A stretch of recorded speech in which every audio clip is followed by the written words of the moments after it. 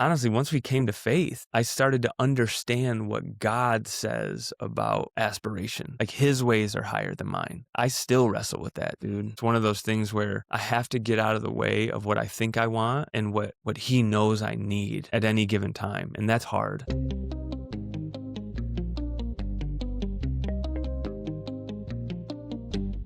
Hey everyone, my guest today has chased a few different dreams in his life. He grew up in a small town, Michigan, moved to Manhattan Beach to pursue music, sleep on floors.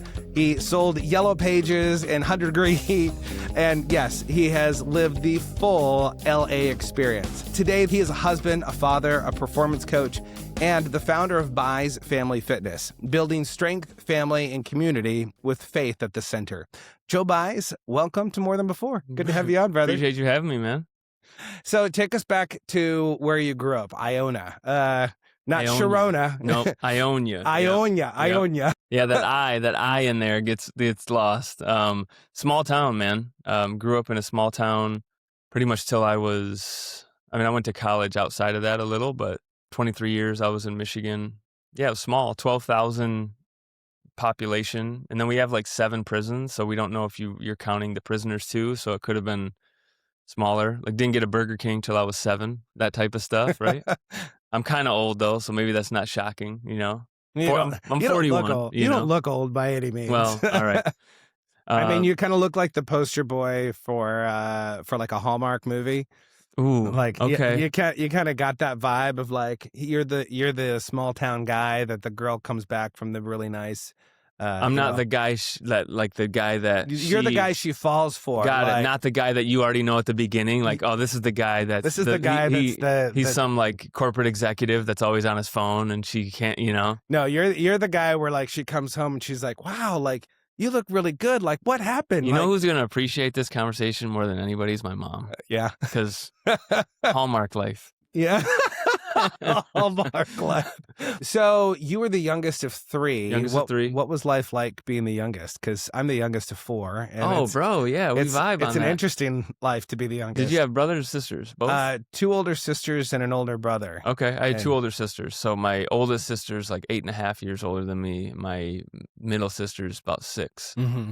So honestly, my oldest sister though, she was kind of at college through a lot of years that I remember being that much older than me. And then my middle sister and I, you know, I was Superman and she had to be the bad guy, right? You know? So these fists always kind of flew into my middle sister. So it was good though, man. My mom, you know, she held it down at home, had good family support out there. Who were some of your early on mentors in life that kind of saw something in you and invested in you? Because I know that there was some stuff that happened with your father early on in life, but you also had some people that came in to really help you, to grow you into a man, really. Yeah, definitely. Who were some of those mentors early on? Yeah, so I definitely look at a lot of my coaches that I had, for sure.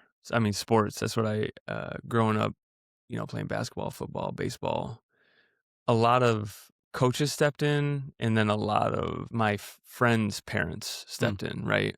And my uncle. But I think the crazy thing was, context. So my dad and mom split up when I was 8, and then my dad moved to Florida. So I saw him, I talked to him pretty regularly. Even then, I saw him maybe a couple times a year. But it was really my uncle and my coaches, right? And my friends' parents that had stepped in. And even like some of my sister's friends at that time, right? Being that much older. And I vividly remember this. This guy, Mitch Gorham, who I think was probably my middle sister's age. I'm in 8th grade. I'm hanging with the wrong crowd. I'm doing the wrong stuff. And I'm at a bowling alley with some friends. And this dude just pulls up on me and just starts lacing into me. Like, what are you doing with your life? And it was one of those moments. You know, you look back at moments where something changed. Yeah. It like was a tipping point, pivot moment, right? Yeah. And I remember going outside of that bowling alley, like in tears at 14, being like, man, I got to change.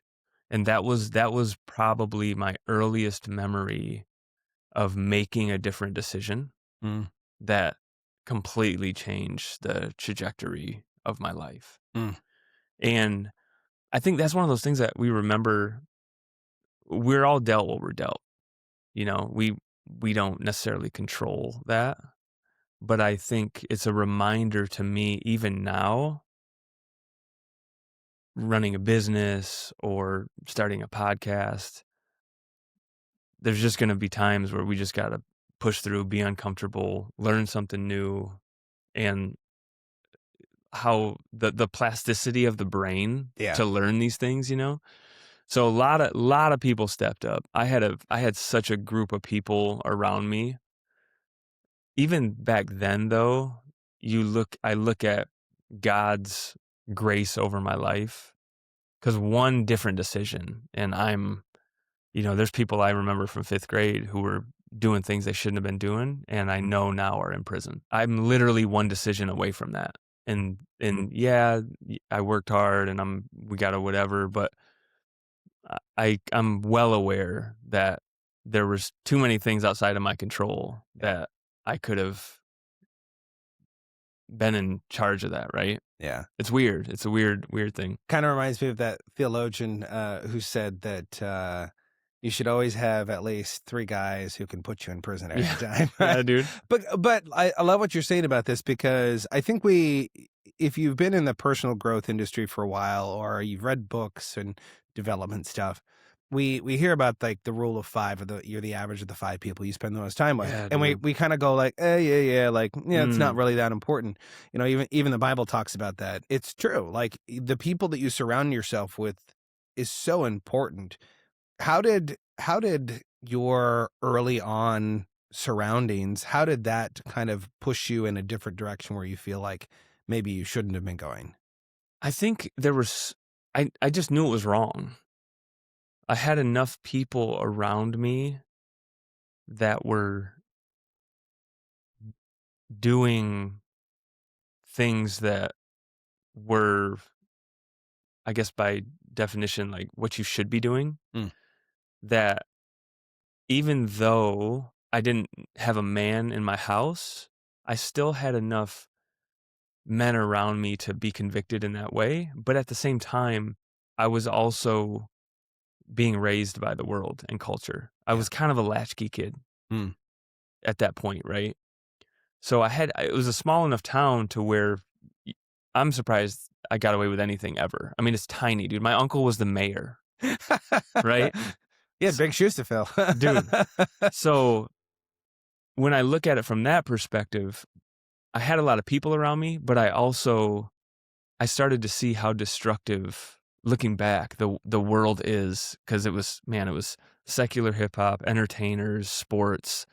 That was what was essentially driving my character in a lot of ways, even though I knew it was wrong. Yeah. So that group around me was instrumental, man. I mean, I'd have coaches pull me in like, "Hey, I just heard this." I mean, this is wild too. When I was in 8th grade doing everything you shouldn't be doing, I got caught smoking cigarettes in 8th grade, right? By who ended up being my JV basketball coach, right? So it's those moments of, why was me at 14, why didn't I just keep going that way? Mm.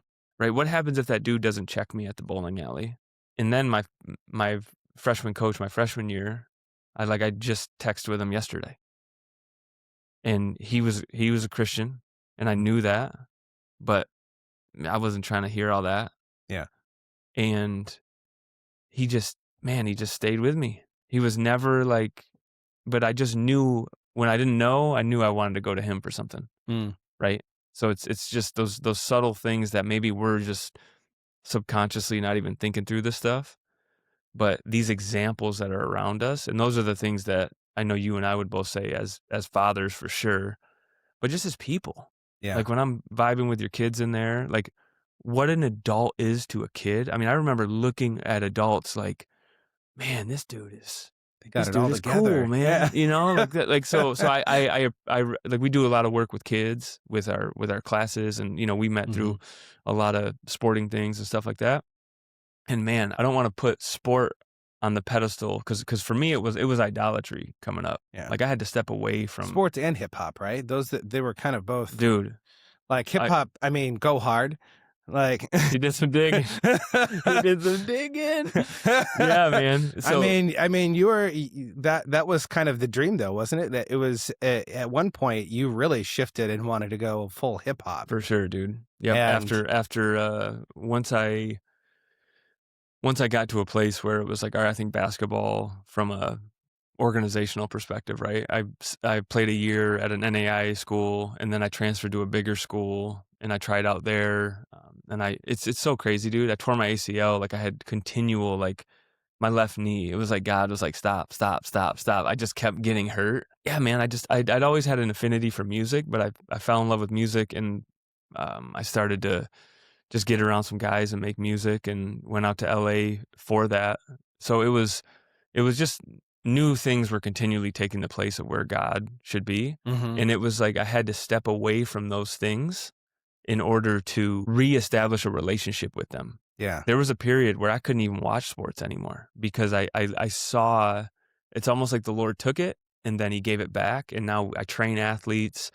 I watch sports as a family, and we got to be careful. yeah. There's things that we got to like, mute and make sure that we can't see the The commercials and ads. stuff, right? But it's wild to look back on that, and it's just remembering, right? Like the Israelites in the wilderness. hmm My wife and I always have to, anytime we get to like a tough spot, it's like, okay, did he bring us here to leave us here? Or did he bring us here? Like, did he bring us here to open a gym and then have it fall? Like, Yeah, let's just be diligent and see what he has and know that whatever he has is better than what I think I have. yeah. Yeah. That's huge. So when you were growing up, what was faith like? Like what was church hmm like? Did you guys go to church? Like what was your faith walk like when you were a kid? So we grew up in a Catholic school, Catholic church, right? And I think my mom's still a pretty solid part of that, but I never read the Bible. I wouldn't say that I didn't really understand the, I guess, severity or the importance, I mean, to put it lightly, Yeah. of true repentance and receiving and faith in Christ. Mm. I don't think I really started to understand that until, man, maybe 2014 to 2016 when my freshman mentor kind of started talking to me. And then we had other people in our lives that would, talk about it. But it really wasn't until 2020 when I just felt like the Lord was just convicting Mm. me.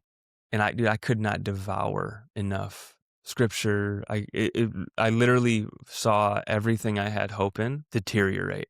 Mm. That was when I felt like the Lord like grabbed me and he was like, this, because it kept just being the next thing. All right, I'm going to put hope in me, right? I want the world to love Joe. And then it was like, okay, well, I'm looking at what's going on back then. And I'm like, this isn't sitting right with me. Yeah. And so then it's like, okay. So I always had like, there was always, I remember praying as a kid, but I didn't understand, The right? gravity of it. Yeah. And I Yeah. didn't really know. So there was always like maybe a faith element coming up, but it wasn't, I would say for the most part though, it was just sort of like a secular childhood, Yeah. and it was good though. Like it was quality people around me, but it wasn't based in scripture. So biblically it wasn't good, but for our conversation, I had good people around me, Yeah. right? Totally. So when did you make the first major shift from identity of sports to the next thing? Because I find that Mhm. when we're younger, we're finding our identity in kind of talent. Mhm. What are we talented? What are we good at? Which is really dangerous because if you put your identity in a talent and you're not performing, then you have no identity. Mhm. Or if someone else comes along and is better than you, which 9 times out of 10, there's always someone better than you, you don't feel like, man, well, why did God give me these gifts? You were playing basketball, you were a multi-sport athlete and you were good. You weren't like, okay, you were actually a good athlete, right? I mean, it depends on who you're comparing me to. To you were a really good athlete. So when yeah, right. Well, now I look back and I was like, nah. So when I was, so it's crazy. So here's the trajectory is so now my wife, great athlete, Yeah. right? She's a Division I softball player. Invitation to the Arnold, The Olympia, right? Mr. Olympia. Totally. So Yeah. it's like when all ACC shortstop for Florida State. So she won't tell you this, but I got the mic right now, so I'll make sure you know. But, I mean, she can lift more than I can lift. Like her record is like 414 pounds deadlift or something. Yeah, she's insane. People say like, Joe, how you stay so consistent in the gym? It's like, because my wife is going to outlift me. To her. I can't do this, right? Client's going to come in and I'm going to try to lift something. She's like, oh, here, let me help you. Let me help you with that, Joe? So when I look at growing up, there's always those stages, right? Oh man, I'm really good. And then you get outside the neighborhood and it's like, yo, I'm not that good, right? So in 8th grade, that was when that turning point happened. And one of the best things that happened for me, so I'm a freshman, okay? I'm in a Catholic school. My 8th grade class has 13 people. 4 of us in 8th grade are on the basketball team. Fast forward to our senior year, those 4 of us are starting on the varsity basketball team, and we make it to the quarterfinals. And then I go ride the pine at an NAIA school. Another one of us plays football for a D3 school, and then another one of us goes and plays football for Purdue, which is, we weren't transferring schools back then, right? Yeah. So we had good coaches, dude. I'm so thankful for the coaches I had that knew the game. Like when people talk about they got bad coaches, I don't think I had a bad coach, right? Mm-hmm. And so in 7th, 8th grade, I'm okay, maybe 3rd, 4th best on the team. I go back and watch videos, and I'm just kind of bouncing around. You could kind of tell there's maybe some potential there. But then my freshman year, after the whole thing with that dude at the bowling alley, then I go and there's 4 of us from that school, right? Mm-hmm. Someone's going to varsity, okay, dude that went to Purdue. Someone else is going to JV. Okay. And I'm thinking it's me because, dude, I've been busting my tail. I'm ready. I don't. I stay on freshman with this other dude that I went to school with. And it was the best thing that happened to me because I was forced into a leadership role. And then I worked under the coach who I'm still cool with, who is a Christian. And that was the beginning of me understanding, dude, I'm just not working hard. And I just put time in, and I became a pretty good athlete. Like a little above average athlete. Like I'm 6'1", I'm kind of strong, but I don't have huge hands, Yeah. I wasn't going to be like an elite level athlete, but it was that I got better.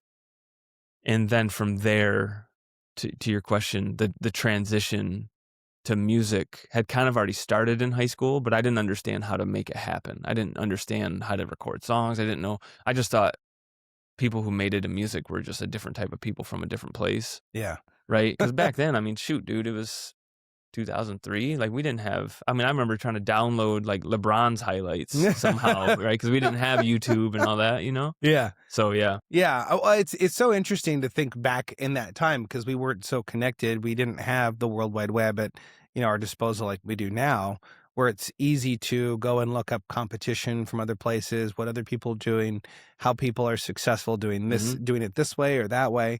There was actually a book, a quote book that you actually, there was a quote in it, the Change Your Life quote book. Did I get that? Dream the Impossible Dream.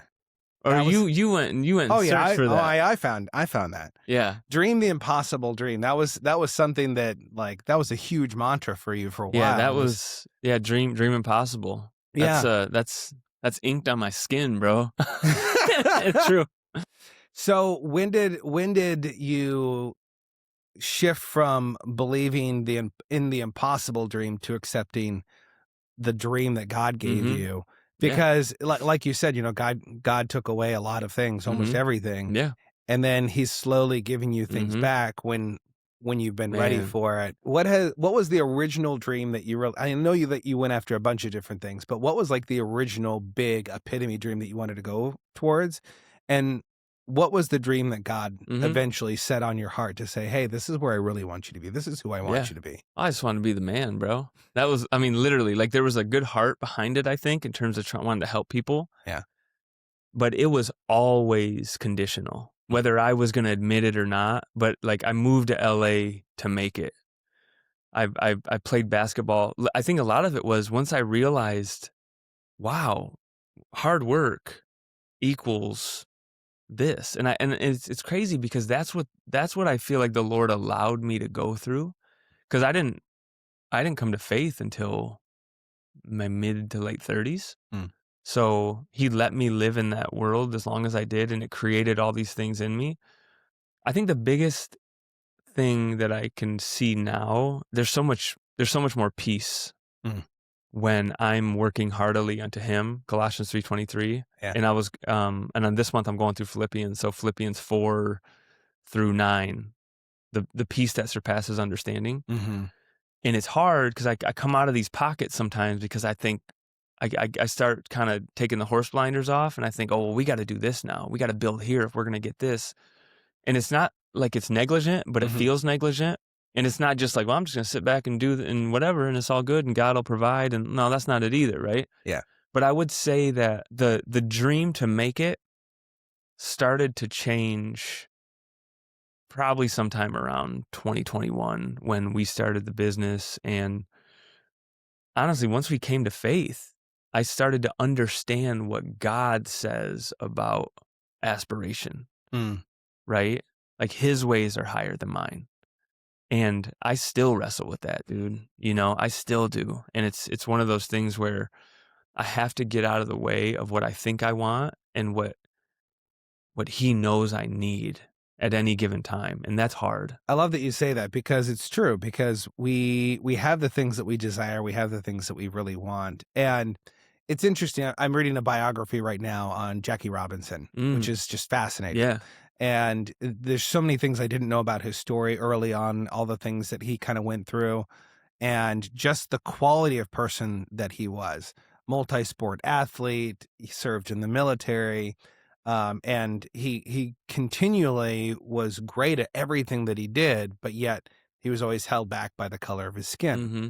And so it's interesting because there's a point in this biography where it says that he attributes those times of God preparing him for the moment where he would step onto a national stage Mm, of creating an opportunity for all people, all black people, to start playing professional yeah. baseball and other sports too. But God had to prepare his heart through the challenges early on. Mm-hmm. I'm curious for you, as you look back in life and the challenges that you go through now, and maybe even recently, what are some of the things that you went through early on in life that were really the crucible moment? They're the refining moment of your Mm, heart so that you could go through what you're going through right now to help others, to lead others, to really even be just a solid pillar in your yeah. community. Man, one of the things I think back immediately is in elementary school, I was just kind of an easy target to be picked on. And I remember fifth grade was just rough, right? Well, and I even look at like, okay, my dad leaving, whatever. I have such a heart now for youth and even my own kids. I know I'm messing up, but I'm hopeful that I can like invoke conversation, but I'm also seeing the value of what a strong mentor can be in people's lives.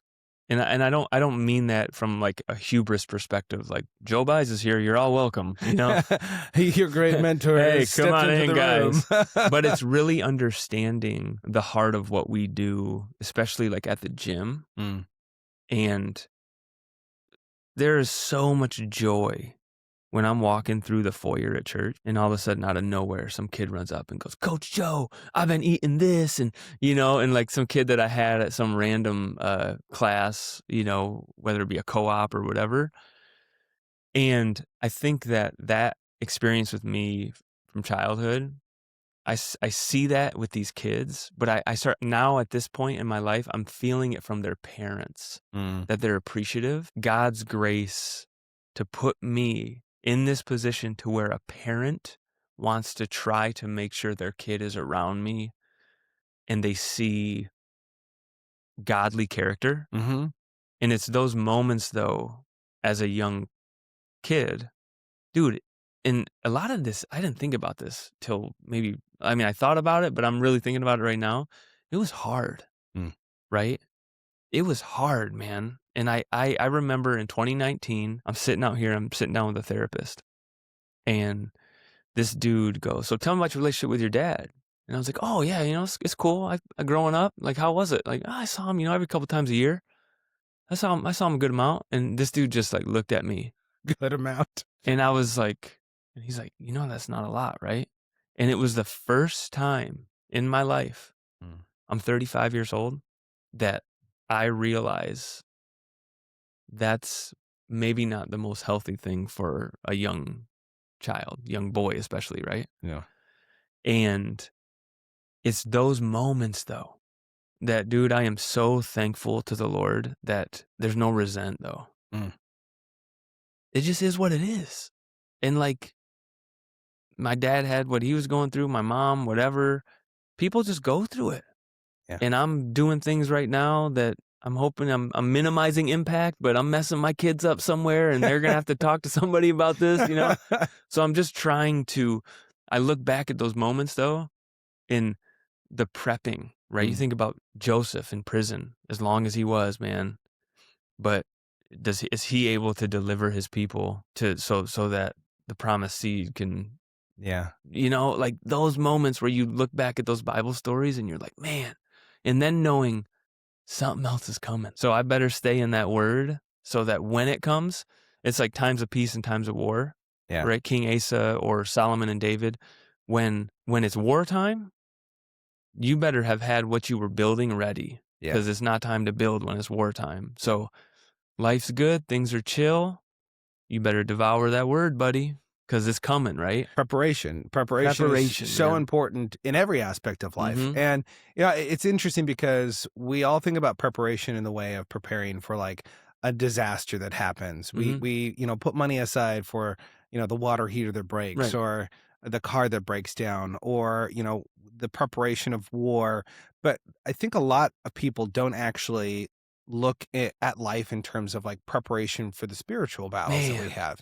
Because truly putting on the armor of God, the full word of God to, cleanse our heart, to prepare us for what's coming ahead. And I think a lot of us don't really conceptualize it Mhm. in a way that we think, man, this is something I should really do. This is going to Mhm. prepare me for my day, right? Like if you, Mhm. as a fellow athlete from years ago, Sure. I knew that for myself, if I didn't eat a specific thing before competition, I wouldn't do well, or my stomach would be upset and I'd have issues with performance.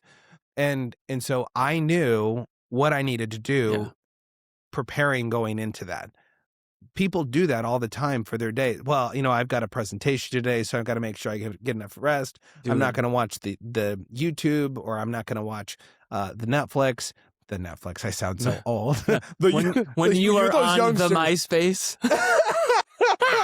The MySpace. everybody under 20, if they're listening to this, is like, nope. What's MySpace? Yeah. Friendster. Yeah, friend.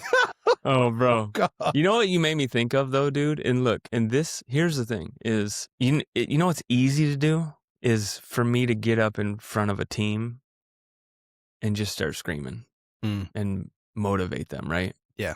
You know what's hard to do is 6 months before planting seeds and prepping, Mm. right? Like, you don't show up to battle for the first time, Yeah. right? I mean, even like the Bible talks about preparation and sword of the spirit and the war pictures of fam. And I think there's a place for it, but we this whole like the movie football thing is like, there is a preparation that has to take place. Yeah. And to your point, from a spiritual perspective, I'm thankful that we are a part of a church that prioritizes that. Yeah. right? You talk about the fire hose that we are able to drink from Yeah. being a part of Athey Creek. I mean, how much scripture have we talked about? And we're just talking about life right now. Yeah. So you've got church on Saturday. We got an opportunity for Bible study on Wednesday night. You've got our local Bible studies on Friday. Sunday night worship and Sunday night worship. And then prophecy updates. Dude, and you're constantly being reminded, hey, this is not a, hey, if you get to it, get in the word. I better get in that thing, right? Yeah. And look, there's seasons, man, where it's like, oh shoot, it's kind of busy right now, and I'm not. But like for the most part, this has to be an everyday occurrence because we are at war. And I just remember a friend of mine. He texted me once, and he just goes, "Satan hates you, bro." And I was like, "What?" And he's like, "Dude, your family, like what you're doing," and people constantly remind us. Like, you think that what you're doing, the enemy who's trying to seek, kill, and destroy, you think they're cool with that? Yeah. You trying to, put Christ up for your business and all this stuff, it's coming. Yeah. Opposition's coming, man. And it's just remembering we got to be ready, because if I don't have this stuff locked in here, it's a wrap, right? Yeah. Well, I was just talking with a group of guys this last week, and one of the things that came up, do the demons know when you wake up in the morning? Do they go, "Oh shoot, Joe Buys is up again. Okay, let's get armored up. Let's go. He's up. We got to get going." I like that. Like it's because as believers, we think about our lives and going, "Oh, well, everything's going to be good. Everything's going to be easy." Man. Well, if you're truly being immersed in the Word of God, if you're truly wanting to live your life for God, there's going to be attack after attack after attack. And the enemy only goes after the things that he knows that you're weak in. So, that argument that you had with your wife earlier this morning or last night, or the thing that you said to your son the other day, or your daughter, and you're going, "Oh man, like messed up again." Well, those are the small little areas in life where the enemy is just going to attack. And that's not to say that there's not improvement in areas that we can't make. But there is a surrendering and understanding. Like we were talking earlier before we kind of started recording, of a friend of mine that comes over early in the mornings on Saturdays. And one of the things that we've talked about is, it's like, man, I just feel like I'm failing as a father. I feel like I'm not a good example. I'm yelling. Yeah. I'm doing all these different things. And I'm like, hey, man, like I want you to understand, you're not Jesus. You're not called to be Jesus. You're supposed to be like him. You can't be him. If you were him, what's the we wouldn't need him, right? Exactly. right? What's the expectation? Like, what are you expecting of yourself? Yeah. And those are things that I think are important conversations, though, because when the Bible says to take every thought captive, and these are the conversations we have to have with our kids right now. Yeah. About how you feel, right? Yeah. Because I'll tell my son something happens. And yeah, he feels bad. I'm like, cool, man, let's break it down. Because you know what? Sometimes, Dad, there's times when I get up or it's the middle of the day and I got clients coming in and I'm just like, nope. Like, yep. Dude, I ain't got it. Right? But that is one of those situations where I have to look and say, all right, dude, this is how you feel right now. What's really going on? Yeah. Because all of a sudden, like, maybe I'm not getting a lot of action with new signups, but let's go. Let's look at this though. Let's actually look at this and lay this out, because if you feel right, like one of my wife's things is she'll always be like, "Man, I don't know why I'm so tired," and I'm like, "Let me lay it out for you real quick." Okay, we homeschool. We do this. We're running a business. Let's lay it out. Yeah. So what's our expectation? Because there's a level of, yeah, I'm expecting this, but let's see why. Like, what are the right? And then that's where I think it gets tricky with goals. Like I talk to people about goals, right? Yeah. If I have a goal, I want to do, and you lay it out, and it's like, well, okay, that's an output goal, but like, what are the input goals that we can then just like let the chips fall where they fall, go, yeah. right? So, okay, I want to lose 50 pounds in a week. It's like, okay, well, it's going to be dangerous. We could do this. Yeah, we might be able to do this, but this isn't going to be good. So instead of, hey, what are things we can do? All right, let's lay out, like, what's your day look like? Let's give it a hard look. And let's look at these input goals. It's no different than if I got an athlete that say, I want to get faster, I want to get stronger. You can't rah-rah that. And, we got to say, okay, cool, this is probably what we need to do. Yeah. And then let's just let the chips fall where they fall. And we'll see where we're at. And even if we don't get to maybe what the arbitrary goal was we put, we're probably going to be closer than if had we not, right? Yeah. Yeah, and there's also, when it comes to goals, it's interesting because, you've been around goal setting for a long Sure. time. I have too. And that's a lot of stuff that I'm sure you do, Yeah. right, with people. Well, because like I have a client right now, and one of his big things right now is he's wanting to lose weight, he's wanting to grow his business, and there's all these different things, and he can do it all, but he can't do it all. And, Right, like what's the priority? I want to get back in the gym, and I want to lift, and I want to do this, and I want to do that. And I'm like, hey man, like, how about we just set a really easy goal for you to hit? Like, what if you walked twice this next week for the next month? You get up. Actually, let's even make it simpler. All I want you to do is I want you to put your shoes on, your running shoes, and I want you to go to the door. That's all you got to do. If you decide to go out, hey, that's great. Right. But let's just put the shoes on. That's that. Let's start there. Atomic Habits type stuff. Right yeah, there, Atomic right? Habits kind of stuff. I like even Linda Kaplan Thaler with her, make the bed before you wake up. Dude, and I think or not before you wake up, but yeah, while you're sleeping, make the bed. Yeah. Come on, you gotta be an achiever. Dreaming. Dude, and I think this is the stuff too, though, right? Like so everybody that I train through personal training and even like some remote things, I can set daily tasks and habits. So for pretty much everybody, 8 ounces of water right when you wake up. Yep. Right. Because what happens is if you like log your food for 3 days for me, if we can't do that, and so a lot of times I'll have people come in, man, I feel like this, and this. It's like, are you logging your food? Right? That's one of those moments. It's the same way when you talk to pastors at church, and one of their things is like, are you reading the word? Where are you at in the Bible? Yeah. Right? And I have significantly noticed when I'm not just checking the Bible box, when I'm actually studying. Even like, even Brett says, like, sometimes I don't want to do this. Yeah. Like we are human. Like I love the gym. I love training. But sometimes I'm having a day, the kids didn't sleep, we were out too late, I maybe was eating something I shouldn't have, and I'm struggling. Yeah. And those are the moments, right, that are tough.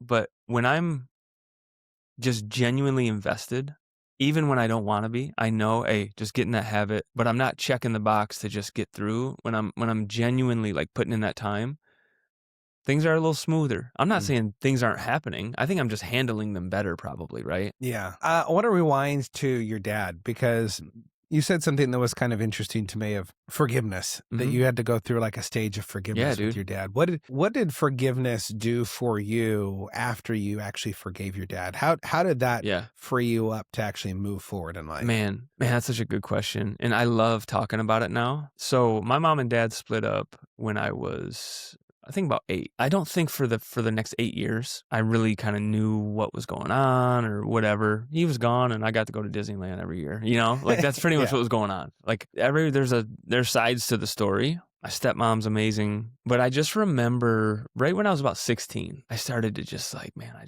don't like this dude. Right. And some of it was, I might've been around people that maybe didn't see him in a good light for maybe, decent reasons. And I just remember being like, man, I just don't like this dude. And I was a victim. I made myself a victim. And I was like, man, forget this, right?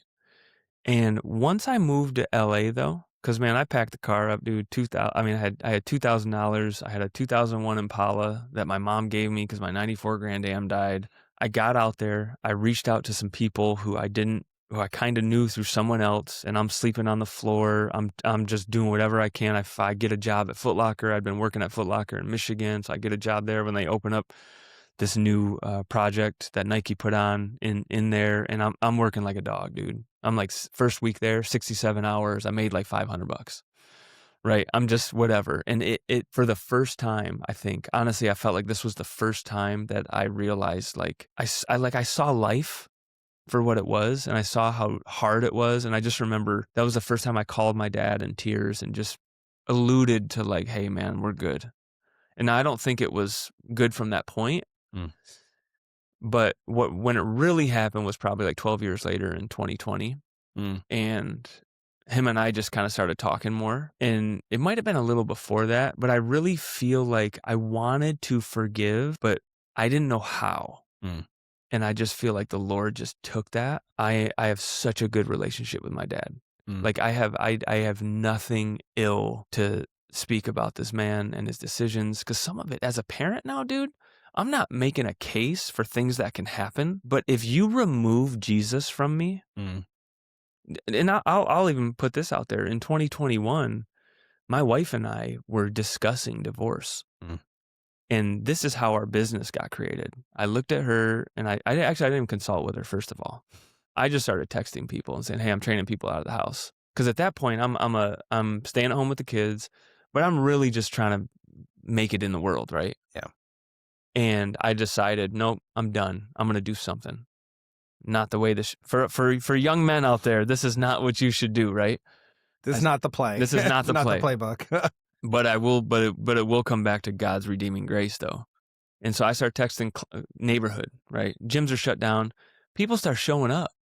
And I'm like, all right, cool. So we had a gym set up because, things were down, and we ordered some equipment. And at that point I was checked out. I didn't want to be a coach, really. I was just chilling. And people started coming. And it got to the point where I looked at my wife and I said, "Hey, this is mine. Stay out of it." Mm. Biblical manhood right there, you think? And my wife, who, let's rewind again, okay? For all you young ladies out there, this isn't the move either. When I'm in LA, I have no car, I have no job, I'm sleeping on floors, and I literally tell my wife, "You need to stay away from me. You have a career, you have a life. I'm a mess." She doesn't. I don't know, there was like a genuineness about me. Like Yeah, she graduated with 2 degrees. Yeah. she's doing well. So and she's working at Nike, right? Uh-huh. And there was this moment though where I feel, and when I talked to her about this, there was like I liked her though. I liked being around her. Dude, there were sometimes where we didn't do, and it's the same thing to today. We just don't do, like, I just love being around her. Yeah. When we're just hanging out, we might be watching You don't have to be talking. You don't have to be doing something or achieving something. Like, it's just the she is my presence. friend. Yeah. Right? She is my friend. And she was like, nope. So she comes back through, right? And we start hanging out again. So fast forward again, I tell her, "Hey, stay out of this. This is mine," right? I wanted this thing to be Joe buys whatever, right? And she just looks at me and finally she's like, "All right, buys Family Fitness, gets the domain. Cool. I like it." Like, talk about redemption, right? Yeah. So when I look back at that moment, if I don't understand God's design for family, for marriage, for, how he hates divorce, no, I know why people do this. I get it. I can't judge that. Like, that would have been me, except for some reason I'll never understand. The God of the universe chose to give me his grace and bless me. There's something really cool about, I know someone that you train, and he was actually coming over. We had coffee. Yeah. It was funny because he was like, "Yeah, I gotta get going because I gotta pick up my son. We're gonna go work out." Was that the day that I text you too? Yeah. And then he was like, "Yo, man, I was just," and it was like this crazy. I was like, moment, "Wait right? a sec, wait, Dude, this is all like, I making literally sense." saw your podcast that morning, and then you were with him that morning. Yeah, That's amazing. It was so funny, but there's something that's really cool about that of a father and a son coming together to work out and just to hang out with you, spend time with you, get instruction, and for you to work with them. I'm curious, how has that vision kind of shifted in your life of going like, yeah, I really want to train athletes. I want to, I want to get people, solid, ripped, ready to go compete. I mean, because you have people that you've trained that are competitors, but at the same time, there's this family aspect of it, of like family fitness, of working out together as a family, being active as a family. How has that shift really made an impact in the way that you see not even just business, but life moving forward? Yeah, big time, man. That's a great point. I think that one of the biggest things that I've come to realize is there's almost like, from a fleshly perspective, I want the bells and whistles for what we do, right? I want when I look at a lot of maybe the content that's out there. It's like, "Oh, this dude's training a professional athlete," whatever. So I have a guy that's become a friend of mine who is who has done work with someone who trains, like, high level athletes. Mm. Like, if I told you their name, You you'd know. know, right? Yeah. And I got on the I texted him. I said, "Hey, man, do you do consulting? Can you?" And he's like, "Just yeah, here's my number. Like, just hit me up." So I hit him up, and we start talking. And I was like, "Yo, so how's he feel about like what's training? You know, because these are Christians. These are Christian dudes. How's he feel about training this and this?" And he was like, "Man, honestly, he doesn't even like training professional athletes because you got to deal with agents and entourages and all this stuff, right?" Mm-hmm. And it was one of those moments where I started to realize with what we're doing. I mean, don't get it twisted, man. Like, I'm a competitor. So I'm not just trying to be the Christian version of what, hey, the music's good and it's family atmosphere. Nah, the results are kind of, I don't know. Like, no, like I am trying to be studious because I want to provide service. Now, I don't do that with like, we're going to take down every other gym like that's not the It's a vibe. competition. But if Yeah. you're coming to me, I don't want you hurt. And this breaks down to all so with my athletes, okay, and this breaks down to all my clients, but it comes off differently with my athletes. Fast, explosive, strong, and injury free. Okay, now that scales for everyone. So even if I have someone in their 60s, fast, explosive, strong, injury free. Am I sprinting them? Am I trying to get them ready for a sport like a 13-year-old or whatever? No, but I still want to provide. Hey, I want you out of pain. I want to move well. These are things that we're creating. Mm. But that is not, you can get a lot of those things, but what you're not going to get when you come to our facility, you're not going to get secular music that has just horrible messaging. You're not going to get bad language. There's going to be a reverence. And there's things that and depending on the crowd, there may be some different conversations we need to have around that, but that is the vibe. Like, Colossians 3:23, like we are working heartily unto the Lord.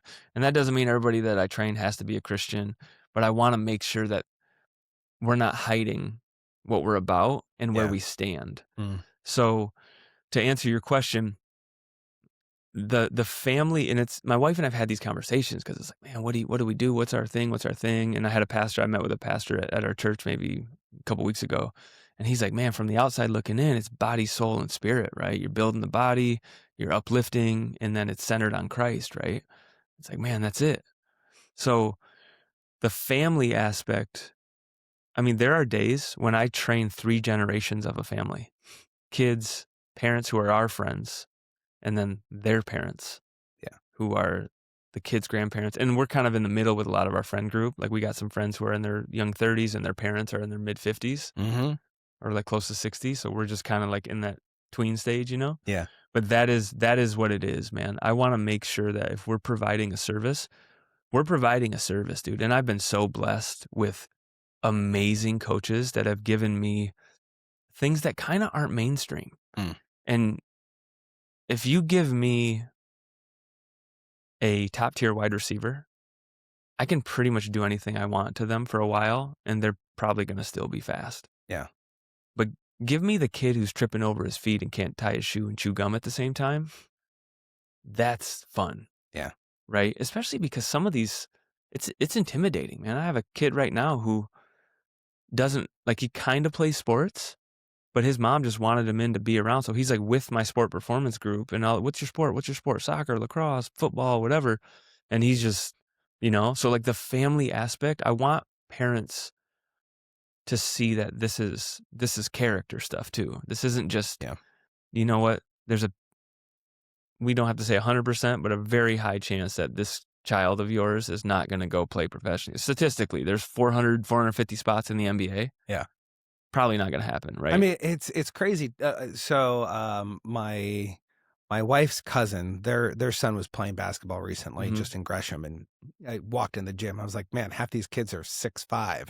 Like Yeah. at one point, I laughed because they subbed out all like their second string, just give their first string a little bit of a break. Mm-hmm. And literally, second string was all like kids that were my size playing basketball Yeah. when I was a kid. Yeah. And I look at this and I look at all the sports nowadays, and everyone is so competitive and focused on Mhm. winning. Not, don't get me wrong. I love winning. Winning is an important thing. Like Yeah. we need to teach a winning atmosphere, a winning spirit within our kids, Right. but we need to understand specifically what winning is. Right. And I'm curious actually for you of when did winning change for you? Because Mhm. winning at one point was like, I want to be the best. I want to be recognized. Yeah. It was a, there's a winning of me, me, me, me. Mhm. And then there's a different kind of winning that comes along later in life where you go, I want to win by helping other people win. Mhm. When was that shift for you? Uh, about 30 minutes ago.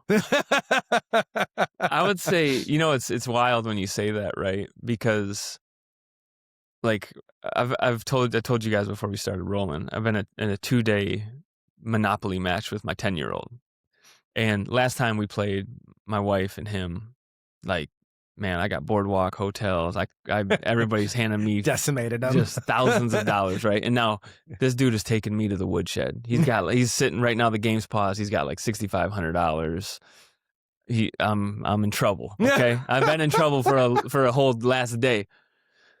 But I think it's such a the more I think about it, it's not necessarily the want to win, but it's what happens after you win or lose. Mm, What's my response to that? mm. Because, dude, I don't like to lose. I don't like to. I don't like if we're. I'm not like when you hear like Michael Jordan stories. Like I'm not like cut your heart out, stomp on your throat, and like that's never been my vibe. Yeah. But I also don't like to lose. I'm competitive, right? But if I do lose, I need to look at, okay, dude, did you do everything you could? How did you lose? How do you win? A big thing that we talk to our kids about is, every time, hey man, what comes before destruction? Pride. Because it's easy, right? All of a sudden you get a little bit of money in Monopoly and you don't realize it, but things coming out of your mouth it was a trajectory. I think I've always not wanted to lose, but once I turned probably 15, that Mm. was when it turned into like, oh man, competition, right? Yeah. But not to the point of if I do lose here, it's going to wreck my life. But how do we respond to this? Because ultimately, it's his riches in heaven, right? It's his glory. It's not mine. But I don't think he calls us to not work heartily unto him either. Yeah. So if the result is what it is, but at the same time, okay, is winning making sure the athletes that come to me go all get Division I scholarships? Or is it creating character in them so that they can go be godly men and women, Yeah. right? That I think is the bigger question now, because I start to realize my son, and this was something recent, my son is not going. Me playing Monopoly with my son is more important than how much revenue we did last month. Now there's a rub because we got to eat, Yeah. okay? But I started to realize, man, dude, you talk about treasures in heaven, the time with our kids. And there's moments, man, where, dad needs to go down to the gym by himself and there's going to be loud music and heavy weights. And then I'm going to come home. Like there's moments, right, where we need to find that time for ourselves. Yeah. But man, when you start to see the investment in your kids, and that's what I'm thankful. I'm so grateful to God that I have the relationship I do with my mom and my dad, because I mean, man, I could be in prison. I could hate this dude. I could whatever. But my mom and my dad in their own ways have played instrumental roles in my life. Mm. And it's understanding where those investments are. And it's a daily process, dude, because there's some days where it's like, man, we gotta pour into these kids more, man, because I've been kind of distant or a lot have been going on at work and there's seasons, right? But I think I would say, man, there's just periods of shift that happen Mm. and understanding, look, this trophy, pure gold, will tarnish at some point because Christ's coming to burn this place up, right? So where are we putting our actual treasures, right? Like Yeah. what's the legacy for? I mean, even when you think about like former athletes, the GOATs, right? Yeah. Kobe Bryant or whoever, they're still it becomes a name on a building at some point. It's an award with a name Yeah. that we're all gonna die, right? So what is the important like what are the treasures in heaven, right? We a lot of times I think we only think of that as investing our money in things, which I guess you could make a case for in terms of this what that we're talking about still. But the devotion time with our kids or spending those times, even stuff like this, man, this is huge, you Yeah. know? It's really interesting of, your relationship with your dad growing up to you being a stay-at-home dad for 8 years. Yeah. Right. Like, that's huge to be able to pour into your kids. And, I'm in that stage also of being stay-at-home dad. And, I'm Yeah. working crazy hours just like you're working crazy hours. And there's that moment with your kids where I don't know if this has happened for you yet, or maybe it had happened a long time ago. But for me, there was this moment. I heard someone say we're trying to get our kids into heaven, not Harvard. Mm, And I heard that and I was like, huh, that's really interesting. Because in the back of my head, I'm like, oh man, I got to make sure my kids are smart. I got to make sure they're well read, that they're reading books and they're mm, good at math. And so I'm thinking all this stuff as I'm homeschooling them. And mhm, at the end of the day, I'm going, what's the most important thing? Am I teaching my kids character? Am I teaching them about Jesus? Am I teaching them about how to care for others? Like even just yesterday, it was funny because I was sitting, my daughter was sitting in my lap, and she said, "Dad, we should love people that aren't nice to us." And I said, "Oh, that's true. The Bible says, actually, the Bible goes further. We should love people that hate us, people that spit in our face, people that kick us and push us, and people that break our arms, and mm, people that." And I went through all these different things, and her eyes just got big. And it's like, because the Bible calls us to love people that hate us, that persecute us, right. and that has to be a choice. And in Mm, fact, even in my devotions this morning, I was reading about that of like, we have to love people mm. that hate us. It's through our love for them. It just boggles their Yeah, mind, dude. right? It's the scripture of, what is it? Being kind to your enemy, and heaping Hot coals on his hot head, coals yeah. on their head, because everyone's like, yeah, Yeah, get that's the hot right. coals and pour Yeah. them over their head. And that's not what it was. One of the beliefs behind that is that if your neighbor or someone that you didn't like, if they came to you and their stove was out, you would literally put hot coals. You take a coal from your fire, you put it on their head, and they would take it back to their house, Mhm. and they'd relight their fire Right. with the coal that you gave them. Dude. It's a kindness piece. It's a loving piece. Like, it even reminds me of, I was like a massive, I wanted to compete. I wanted to win. And I remember my coach telling me like, hey, go invest into the other competitors. Go give them feedback and help them so that they could beat you or be better next year. I'm thinking, why do I want to help the competition? Right. But I still remember going to different people and saying, hey, like, if you did this move this way, or you snapped Mhm. this kick this way, it'd be a lot quicker, a lot faster, it'd look smoother, Right, dude. your timing. And all of a sudden, it's interesting because all of my competitors stopped competing against me and started competing with me. Mhm. Yeah, dude. And that's originally what competition was in the original Greek. It wasn't competing against one another, it was competing against yourself. Mhm. And your competition would allow you to sharpen Yep. yourself, like iron sharpens iron, as we read in the word. Dude, because what happens when we all get better? If we focus on us, but the people we serve get better, that's why capitalism and that's why competition work, Yeah, it's right? healthy. And Yeah. you can yeah, you can mess up anything, right? But man, if I just remember my friend in Florida, I'm like, "Hey man, I'm thinking about, posting something kinda like this. I know you did this already," but he's like, "Look, man, there's enough for all of us to eat." Yeah. So when people come to me like, "Yo, how do you feel about this trainer? I know they're training with" dude, listen, I want results for you. If Yeah. that's with me, then let's go. If Yeah. it's with someone else, dude, I'm with it, man, If it gets you healthier and it makes you Dude, happy, go for it. because if we focus on service, right, Yeah. it's just about the service. Yeah. So if you, because I've had people who we train with me for a little bit, knows it, right? I think early on in my career, it was a little more like, oh man, because you want to help everyone. Yeah. Like, And oh, I look, did something wrong that now they're not training with me I just anymore. might not have, it might be too expensive. It might not be the type of training you're looking for. It might be something I don't have for you. Mm-hmm. Like if someone came to me and said, hey man, I want you to teach me the Olympic lifts. I got two options. I can go do a lot of studying, reach out to some people, or I can just say, hey man, I'm not your guy. I would look into this. Yeah. Right. Or if someone comes to me, because we do some like rehab type work.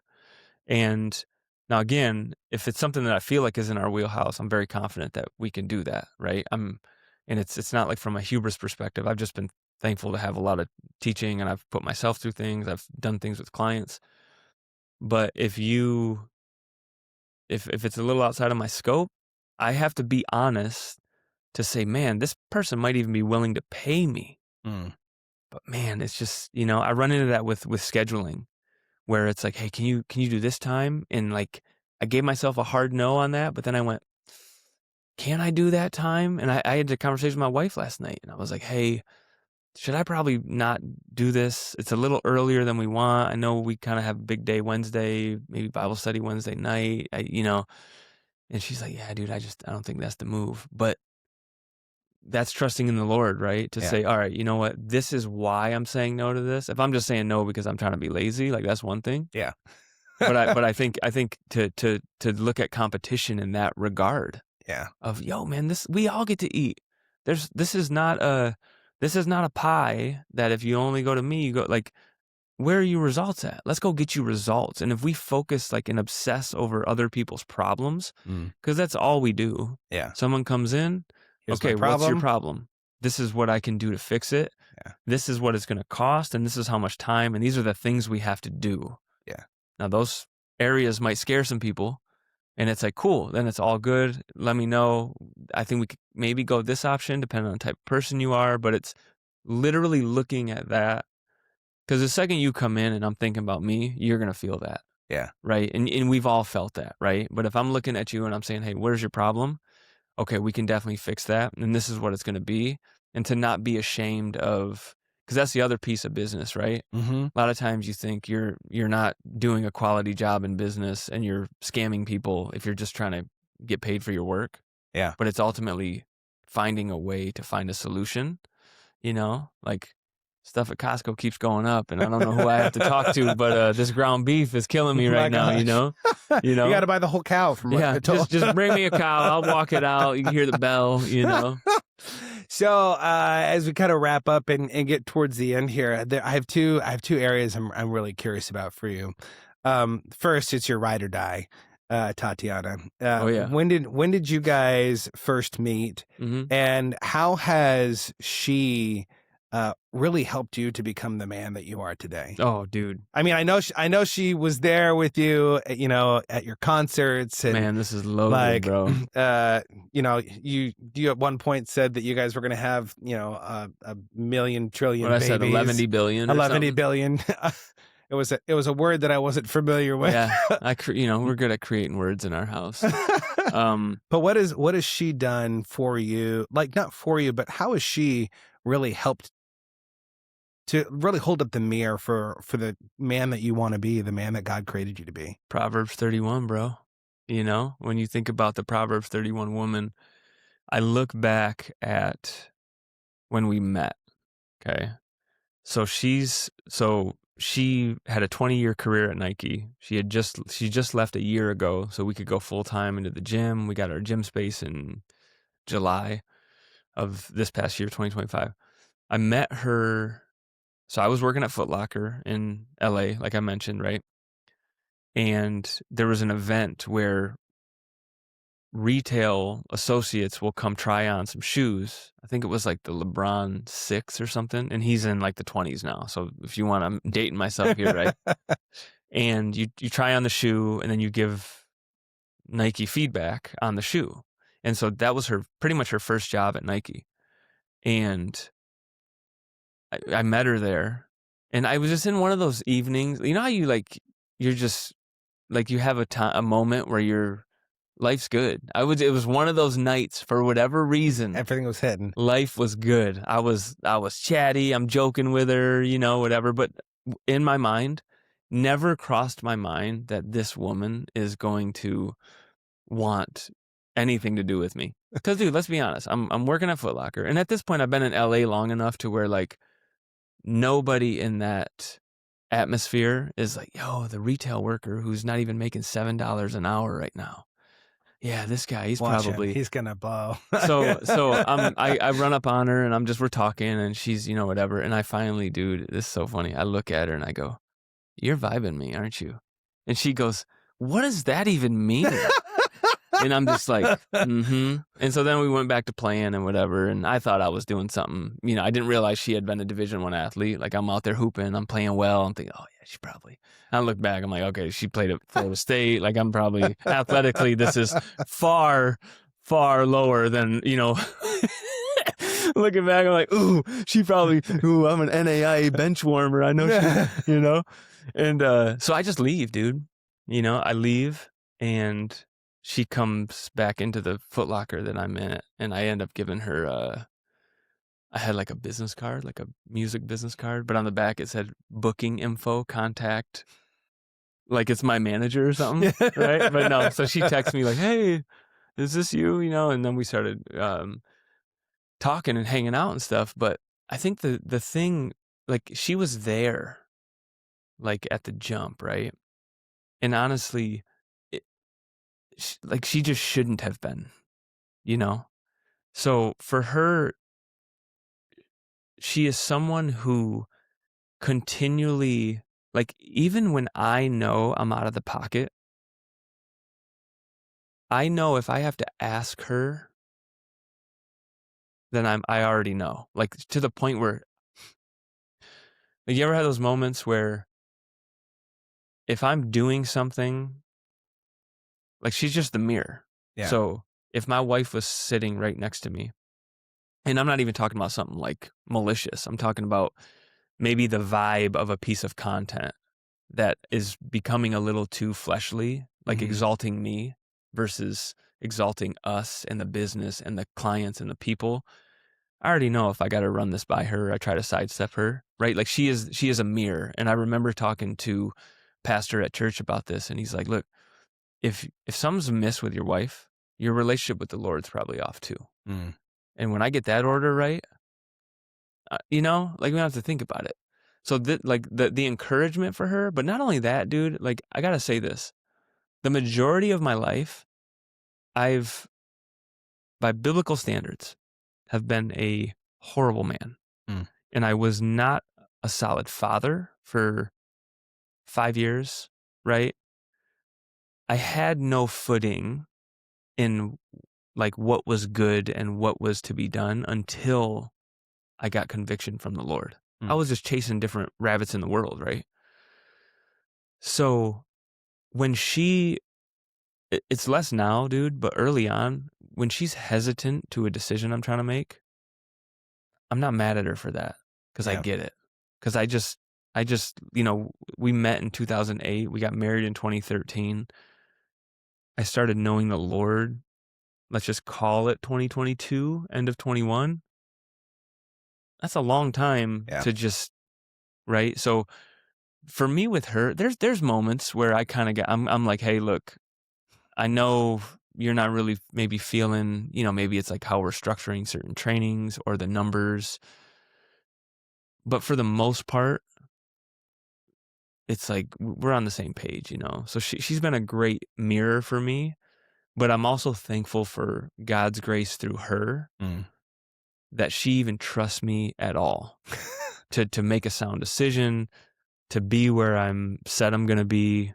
Like there is such, when you read, he who finds a good wife, it's more valuable than rubies. Mm-hmm. Or you go through Ephesians 5 and what we're called to do as men by loving our wives, washing them in the water of the word.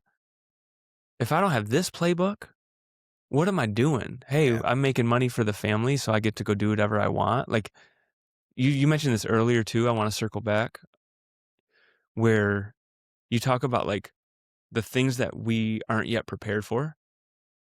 And I think about, had I been given this gym 10 years ago, it would have been a mess. Mm. And I need to remember that now because I think I need, Lord, we need this. This is what we need now.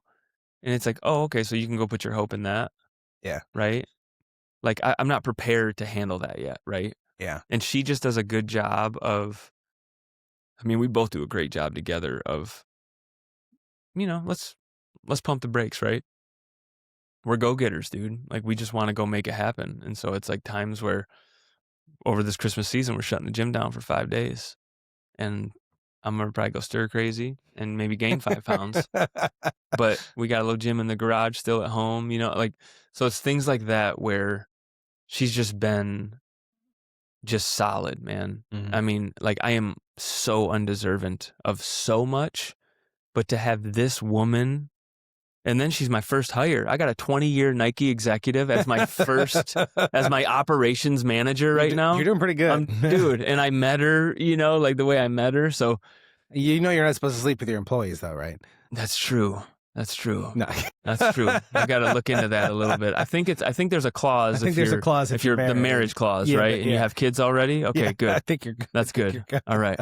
Nice. I love it so much, and I love that you talk about slowing down too. Like, there's a period of life where we're always trying to speed up. We're always trying to get the next best thing. We were talking about like the podcast, this whole podcast stuff, and it's easy to walk in and go, oh, I want to have all the mics, and I want to have the lights, and this and that, and at the end of the day, it's just starting. And not only is it just starting, are you pouring your heart into something? But not are you just pouring your heart into it, but are you pouring your heart into something that God has given you? And that He is asking you to do. Yeah. Right? Because what God has, you think about spirit or marriage, what God has brought together, let no man take apart. Mm-hmm. But even from a business perspective, yeah, this is the same God that parted the Red Sea, that crossed the Jordan, raised Lazarus from the dead. Jesus was raised. Like, if this is what God has, be anxious for nothing. Yeah. Jesus talking about don't be anxious for your life. Like, literally, like, stop, right? Like, this is going to be, it's either He's with it or He's not. And that doesn't mean we're not going to have decisions to make and things like that. But it's amazing that we know, like you said, like, is the Lord moving me in this direction? Mm-hmm. Then that's what it is, Yeah. It's man, I couldn't even say it better. Are you putting your hope in things, or are you putting your hope in God who gives you these things? Dude. These things to take care of. I mean, Man, right? Stewardship, right? Stewardship, one of the most powerful words that from, season 1, Mark Carmen, I still remember us just sitting down and him talking about stewardship, and still to this day, every single time I'm looking at things, my kids, the house that we have, the equipment, whatever it is, it's all stewardship. It's like, none of this is mine. God could take it away at any point. And you just go, okay, like that's what it is. Man, but like, that's where I have to get to, though, because I get to these places where I forget that, and then I start to remember good and bad. Yeah. Like, none of this is mine. Mm-hmm. None of the gym, whatever. And we have these, I'm sure you do too, conversations with our kids, right? Because there's an anxiety around a lost Lego or whatever. And it's, all right, well, I think we have to look, what's our relationship to this thing if it was taken away? And what's real hard is when you look at your spouse and your children like that. Because if I'm identifying as a dad, right? And dude, my business is Buys Family Fitness. Yeah. So there's a family component too. There's a family component, but it's also, we consider our clients our family. Yeah. And when you look at the church body as family. So I like where you're at, man, because that's something that we have to constantly remember. We don't want to be poor stewards to these things. But if this thing is controlling my thoughts, right? If every night I go to bed thinking, oh, I hope no one breaks into my car. I hope no one breaks into my car. Do I want someone to break into my car? No. Do I lock my doors? Yeah. Right? I'm not trying to test God either. Yeah. Like, all right, God, I'm going to leave the doors open. I'm going to leave it downtown and Uber home, and we'll see what happens. Like, that's not a good move either, right? There's a stewardship component. But to your point, man, we got to make sure we know where this is from and who's steering the ship. Yeah. And we get a pretty nice seat in the ride, though, right? And it's so much better to be sitting in the seat than the driver's seat. bro. Honestly, because with my life and where I've driven my life, it's Yeah, not a yeah. pretty picture. I Uh-huh. didn't have a 4-wheel drive vehicle in my life. It was all bumps and like Missing a wheel. I could go down this road. I got 4-wheel drive. No, you don't. God didn't give you a 4-wheel drive car. Don't do Don't that. do that, dude. It's so impactful to know kind of who you are and who you were created to be, which is the whole point of the whole podcast. For all of you guys listening, I want to make sure that you guys go check out Go Buys, Joe Uh-oh. Buys, New name. new It's your name, boy Go Go Buys. Buys. What? Maybe have you drop some bars here. No, no. No, but hey, if you guys are interested in the Portland area and you guys want a good trainer, go check out the Buys family. Appreciate Fitness. that, man. It's absolutely fantastic. They've got some great content. You can check it out. I'll have all the links here in the show notes. But I want to land on two small questions. They're not small at all, but two questions. One, I find that there's 2 points in a man's life that really changes him. One, it's when you get married, and 2, when you get kids. Mm-hmm. The first, when you get married, you're like, oh man, I'm really selfish. Usually, sometimes you don't quite get that. And then when you get kids, you're like, oh man, I'm really selfish. I didn't Mm-hmm. realize how selfish I was. I've learned a lot about having kids, about myself. I'm curious, what have kids taught you about yourself? Mm-hmm. Wow. That's good. Let me marinate on that a little bit. I think my uncle always had an analogy that it's like your heart is running around outside your body. When I think about having kids, it gave me a better understanding of my own parents, for one, because it made me realize, like, man, my mom had a whole life before me. Like, she lived 36 years without me, but I only remember her, right? My dad lived 37 years, but I only remember him. I don't know life without them. Dude, I don't even know where to begin. But there is a selfishness to it of when I wake up.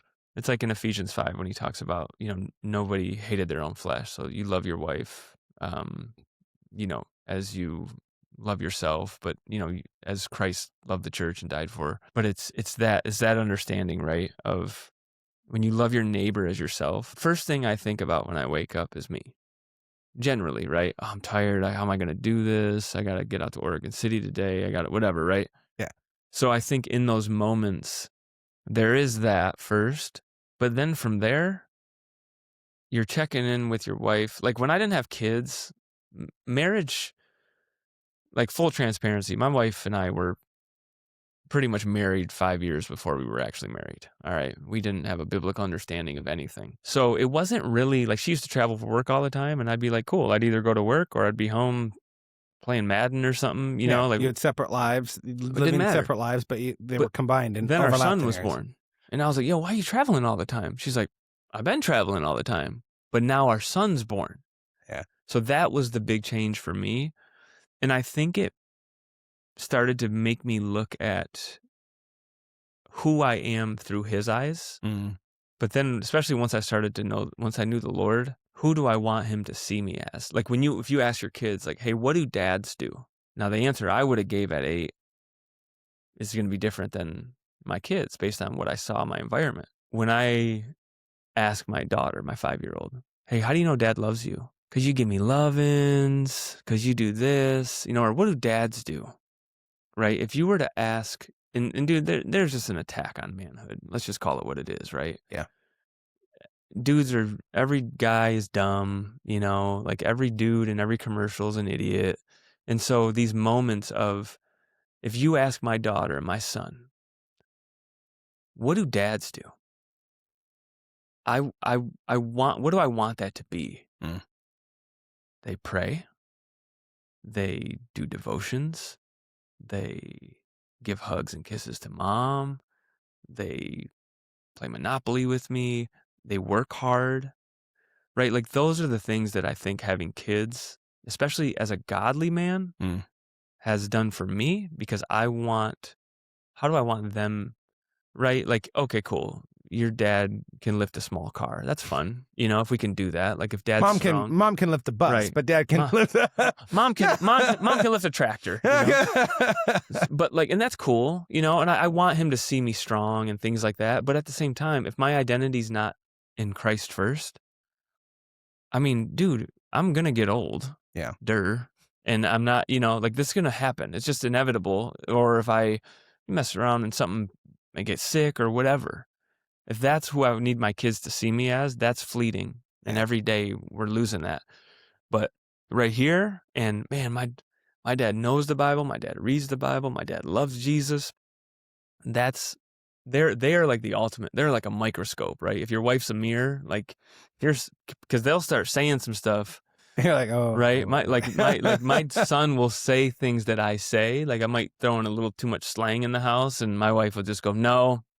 I was like, my bad, or we watch some dude in a football game. My son will be like, man, that guy's jacked. And I'm like, I mean, he is, but so it's like, we gotta watch out, man. Cause they're watching, right. And they're watching how we speak and there's seasons. I'm not proud of this, but there's seasons where my wife and I are in a riff and I'm really out of the pocket. And on one hand, they're seeing discussions we're having that are hard that I could have probably prevented that, I mean, my wife might have cried through or whatever. But at the same time, there's a repentance that I can talk to my kids about that with to where, hey, imagine if mom and dad didn't have these discussions though. Yeah. Right. So there's these levels of, hey, dad's human. I mean, I had my 5-year-old was really excited to show me this like little costume thing she had last night, but I was trying to talk to my wife and my son at the same time. And my daughter kept, dad. And in hindsight would have been good as me to say, hold on, baby. I'm talking to mom and Clayton. Right. Yeah. But what I did was I went, hey, give me a second in the face. And then she cried and then she didn't want to show me the thing. And I was like, oh man. So I went back in there and talked to her about it. And I said, hey, daddy's sorry. Like daddy's sinful too. And I'm trying, and she just looks at me, we're all sinful, and so it's like those moments of like, there's opportunity there, but to be vulnerable enough to tell your kids like, hey, dad messed up, there is a level of like, yo, I'm just the authority and let's just get this out of the way. Like you don't like, it's because I don't want you to eat that right now. Like, let's just stop. Yeah. But then there's also levels of, hey man, dad messed up. I'm sorry. So like, they're like the microscope, right? That's been I think the biggest change is the older I get and the more my kids grow as well. It's like, it's similar. Would you say like similar, like your kids become that microscope for your life in a lot of ways? There's so many layers of complexity when you have kids. Your kids really are the microscope because they show you things that you don't normally see, right? Like your wife will tell you the big things. She doesn't tell you everything, but she'll tell you like, hey, like there's this, you need. Well, and we maybe don't notice that about our wives and our wives about us, right? But then when we see it in our kids and we're like, where in the world did you learn that? Because they're just acting like me. Especially as, a stay-at-home dad, like who did you learn that anger stuff from? Oh, that's me. Or when you see my son bounce into a room, like the party showed up and everybody goes, yep. Hey man, you left him with me for 6 years or something, like 8 years. Like you, what do you expect? What do you want from me? Yeah. Well, it's true, and you get the highlights of both. You get the good times, and you also get the hard times of when you see the worst traits of yourself and your kids, but you also see some of the good traits. Man, they hold the door. That when you hear a parent say, "Hey, your kid," like we were at church, right? And just someone said, your kids did so good in the service. And it's like, man, praise Whose God. kids? My kids? Yeah. We've had people come up to us and go, how do you get your kids to sit still? Dude. And Willow and I have actually argued about this because she's like, oh, they've just learned or something like that. And I'm like, no, the reason that they sit in timeout so well is because we've put them in timeout and we're doing other things and we forget they're in timeout. Right. And they know there's a worse consequence if they get up out of their timeout. And they know when they show up to church, they're in timeout immediately. Dude, but it's funny though, because it's those moments though. Yeah. That it's not like, yeah, we're doing pretty good, because that's the second something's going to go wrong. Because I already know all the bad traits are from me. All the good traits are God's grace. Yeah, it's that haughty spirit that comes in. You're like, that's not it. Well, I've learned so much from my kids in terms of of trying to prioritize what's most important. Yeah.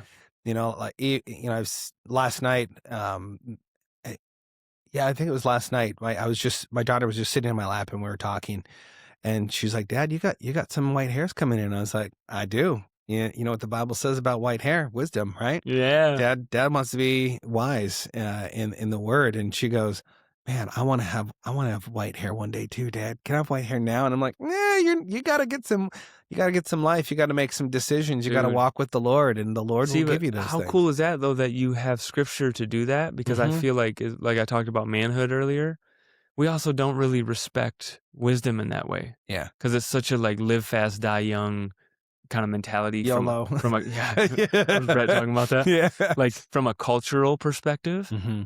it's just like there's no reverence for the elderly, but I also feel like there's a biblical reverence that we have to have, right? Just Yeah. because I'm old, like I might be an old, horrible dude, right?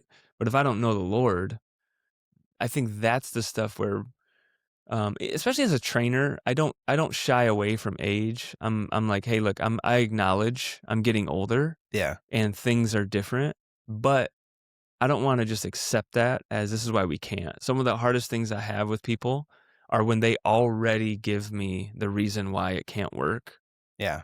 when really it's like, hey, maybe you're right, but let's just see. Yeah. Like let's try this, and this, and this. So it's acknowledging that. And I think there's like a reverence Yeah. to age, man. Yeah. You know, like Lord willing, dude, I want to be old. It's that stuff where I think I like that. I mean, how many people with gray hair do I reach out with on the regular? Hey man, can you get coffee? Yo, and like my Friday Bible study, right? There's a lot of dudes upwards of 60 in there, right? I don't think I'm the youngest one anymore, but I'm on the younger end in there. And there is so much wisdom. These guys have lived so much life.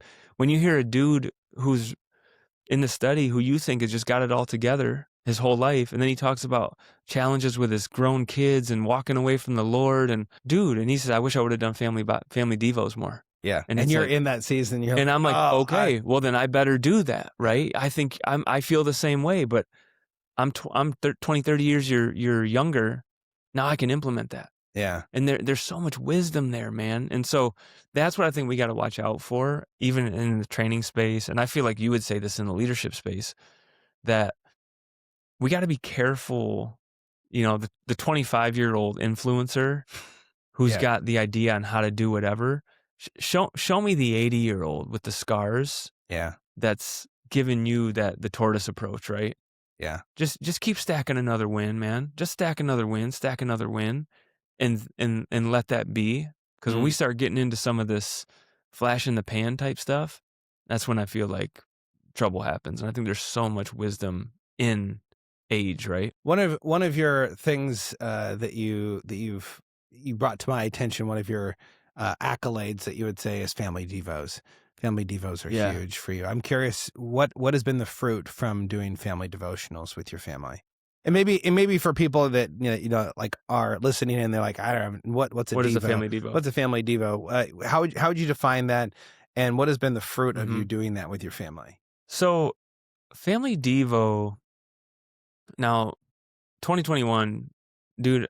I don't know I wouldn't know what a devotion is. I don't even know if I knew what the word meant. What I started to understand and read things and talk to people about what family devos were. I didn't even know like reading the Bible is devotional time, right? Like like you're devoting your time to Yeah. something, right? Don't you have to buy a book or something? Yeah, exactly, You right? have to buy a book for the book. Yeah. To And to know. help Yeah, you exactly. understand the book. Right.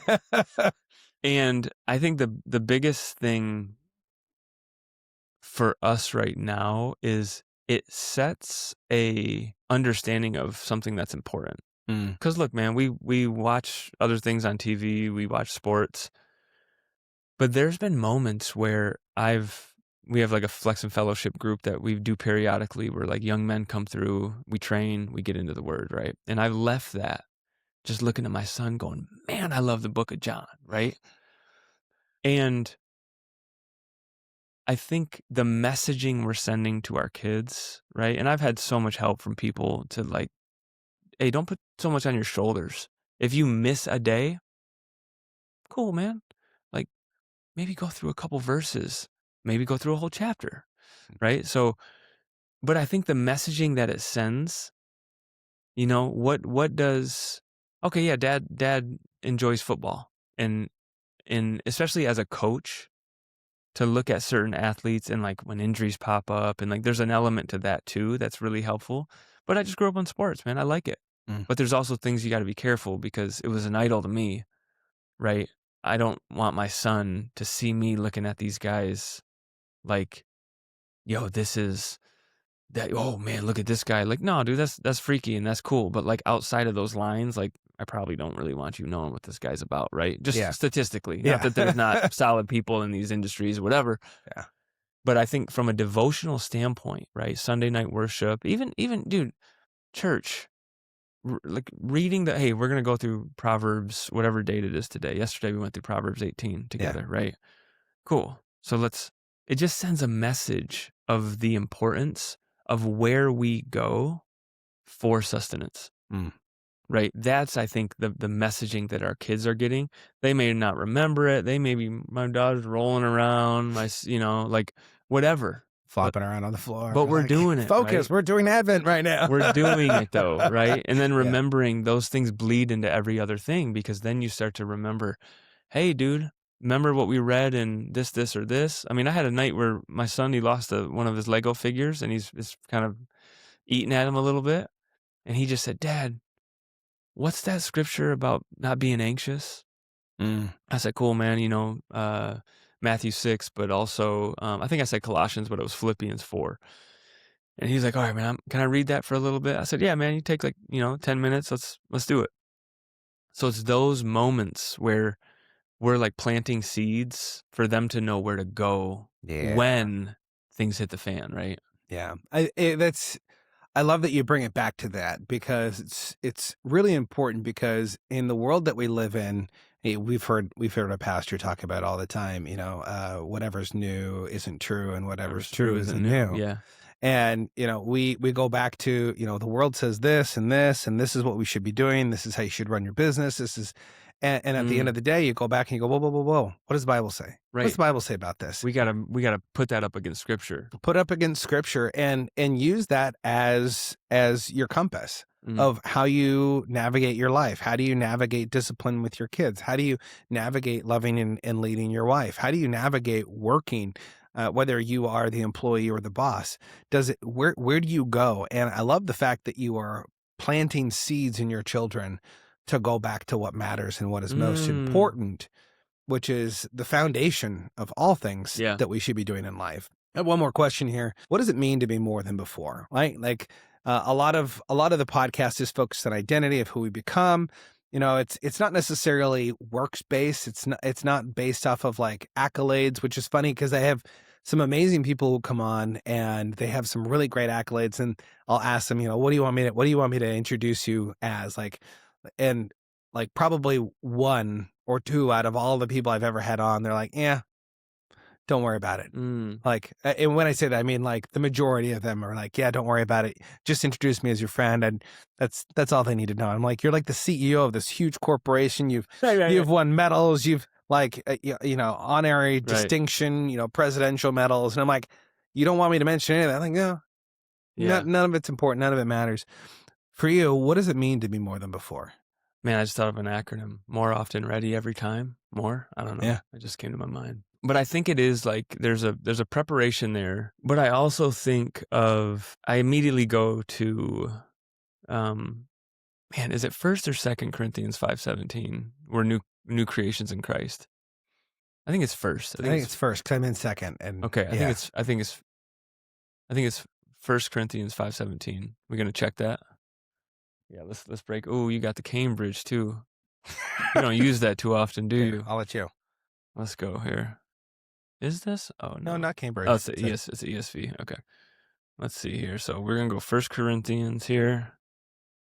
Come on, did Joe get it right? 1 Corinthians. By the way, I want you to know right now how quickly he turned. He knows his Bible. I'm trying. All right, 5. 1 Corinthians 5. Oh, it's second, It's dude. It second. is second. It is second. Hold on. Therefore, if anyone is in Christ, he is a new creation. The old has passed away. Behold, the Mm, new has come. All right, 2 Corinthians 5:17. yeah. Ah, come on. So I look at that, right? Yeah. And my wife and I talk about this. When you say more than before, in a lot of ways, maybe it's technically less than before, but Yeah. we're different, right? We've walked into places and people that we've been formerly associated with, having not seen in forever, for like a social gathering, Mm-hmm. and we laugh because it's like we walked into Egypt, Mm, right? And yeah. and this is and it wasn't like this like, Not huh, a pious I thing. can't believe these heathens, but it literally was like I started like thinking to myself, yo, what happened to y'all? And I went, oh, It's not what happened to this is them. what we would have been doing too, Yeah. right? Like the fellowship around the things that we were fellowshipping around Yeah. before are different now. So when I look at that, right, there were times when we started the business and we're like, we don't really want to like segregate people. So let's just make sure we're not real vocal about our faith. And then it got to a point where it's like, yo, man, I want no confusion when you walk into this place. Yeah. I'm not saying you're not welcome, but just know what we're about and It's what not we the flavor you're represent. gonna get when you come in. Exactly. So when I immediately go to 2 Corinthians 5:17. We're literally different. Mm-hmm. Like, this is not like, oh, you make some different decisions now. Like, no, I'm different, man. My appetites have changed, right? Or if it's not the specifics, it's it's like still enjoying a good meal, but you don't put that meal on the pedestal. It's like sports for me, Mm-hmm. where, dude, like I make no apologies for really enjoying sport because of what it did for me. Now, how we go about that and what kind of pedestal we put that on, and understanding that these athletes we're watching, the world is marketing them as gods, Yeah. but this is a broken individual who we probably just need to talk to about Jesus, Mm-hmm. right? Who has all the money in the world right now, and that's potentially where his hope is. Yeah. I'm not putting that on every athlete, or I'm not even saying athletes, period. I'm saying if you gave me a max contract right now, knowing how to find 2 Corinthians 5:17, I'm gonna have some things to fight. Yep. But if you also would have given me what I have now 10 years ago, right? Like I wouldn't have been able to handle it. So it's the same thing when we become new. It's like that constant, like we're immediately justified, but we're constantly sanctified. Yeah. That's what that means to me, Yeah. is we're new creations, man. Mm. 100%.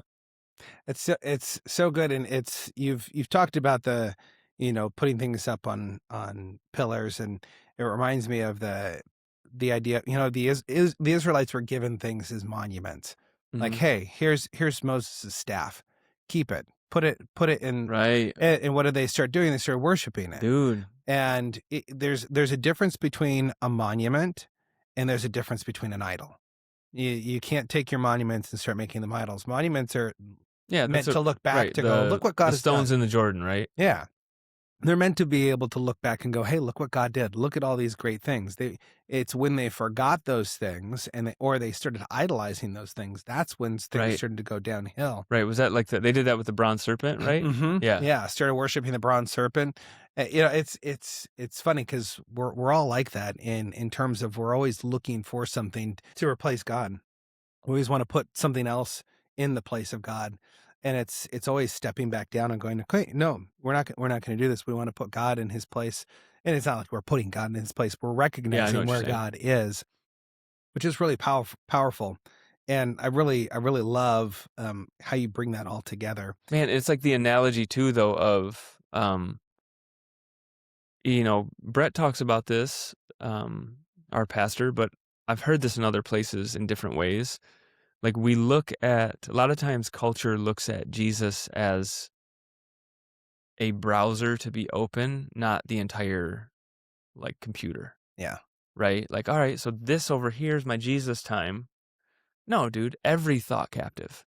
I need to run every single thought through Christ in a Yeah. way, right? Mm-hmm. So everything that I do needs to coincide with that. Like, I'm not a Christian at church and then something else when I watch football, right? Like that I'm a godly man everywhere. Now, I may represent that better in certain places or depending on the day or whatever, but that's how I have to view that, right? Yeah. And so if that is my mentality and that is the essence of who I am, because if I'm changed, right? Ezekiel 36:26, new heart of flesh, taking out the heart of stone, valley of dry bones, like I'm different. Yeah. So I'm new. I'm a new creation in everything that I do. So when people try to make like, yeah, you're a Christian everything. I'm a Christian business owner. I'm a Christian father, right? I'm representing. We are ambassadors, right? Yeah. I'm representing Christ everywhere I go, and sometimes I represent him better than other times, right? Yeah. I love it. It's so good. Joe, thank you so much for coming in, Appreciate you, man. spending some time with me. For all of you guys listening, make sure you go check out all of Joe's social media. And hey, if you're in the area and you want to get some good fitness and faith, and you want to get swole, or maybe you just want to be able to roll around with your kids and maybe not have some discomfort and pain. Yeah, hey, check us out. He's an awesome person to go Yo, check out. I haven't looked at this camera yet. Yo, what's up, everybody? Oh, I didn't realize. Oh my goodness, I'm breaking stuff. All right, breaking stuff. No, but hey, so good to have you on. For all of you guys, until next time, remember to be more, see more, and experience more than before.